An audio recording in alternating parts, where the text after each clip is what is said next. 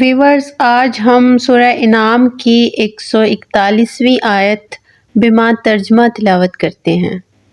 اعوذ باللہ من الشیطان الرجیم، بسم اللہ الرحمن الرحیم۔ وَهُوَ الَّذِي أَنشَأَ جَنَّاتٍ مَّعْرُوشَاتٍ وَغَيْرَ مَعْرُوشَاتٍ وَالنَّخْلَ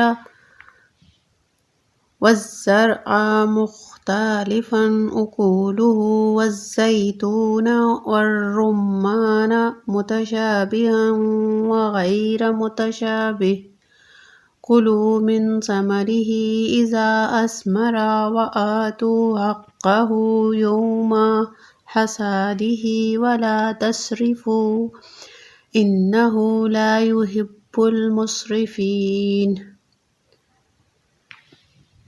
ترجمہ: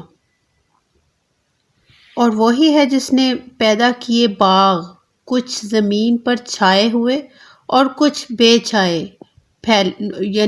بے پھیلے ہوئے، اور کھجور اور کھیتی جس میں رنگ رنگ کے کھانے، اور زیتون اور انار کسی بات میں ملتے اور کسی بات میں الگ۔ کھاؤ اس کا پھل جب پھل لائے، اور اس کا حق دو جس دن کٹے، اور بے جا نہ خرچو، بے شک بے جا خرچنے والے اسے پسند نہیں۔